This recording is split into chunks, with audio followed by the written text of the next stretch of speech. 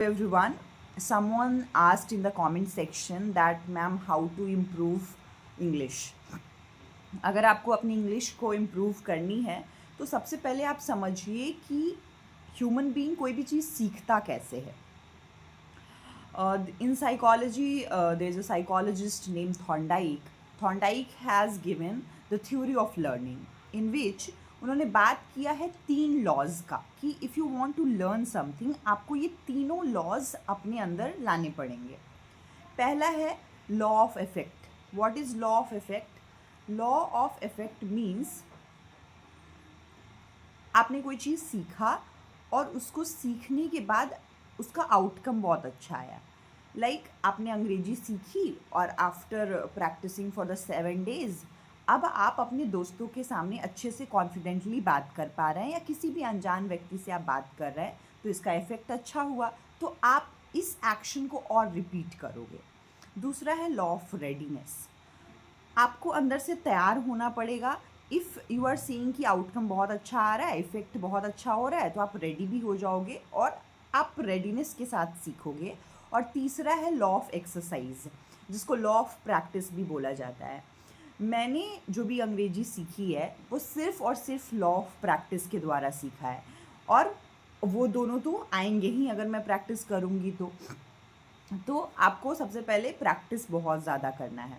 Practice कैसे करना है? For improving your English you can follow LSRW. L for listening, S for speaking, R for reading and W for writing. But in the initial phase आप सिर्फ और सिर्फ listening और speaking कर सकते. लिसनिंग आप क्या कर सकते हैं, आप बहुत सारे ऐसे वीडियोस देख सकते हैं जो भी आपको अच्छा लगता है. आप अंग्रेजी में उसको स्क्रॉल कीजिए. आप 3, 4 या 10 वीडियो देख लेंगे. या तो आप सेलिब्रिटीज़ का टेड टॉक सुन सकते हैं या उनका मोटिवेशनल स्पीचेस सुन सकते हैं या बहुत सारे आप अंग्रेजी वाले जब वीडियोस देखेंगे तो आपको वहीं आपको सजेस्ट करेगा आपकी यूट्यूब में. तो आप वो बहुत ज़्यादा जब लिसन करेंगे then you would start speaking on your own.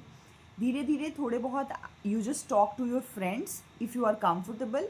If you are not comfortable you can make videos. मैंने क्या किया था पर्सनली, जो मेरा सीखने का तरीका है और इम्प्रूव करने का तरीका है अंग्रेजी को, वो है मेकिंग वीडियोज़. मैंने बहुत सारे वीडियोज़ बनाए हैं. Earlier I was not posting the videos because I thought that it is not appropriate.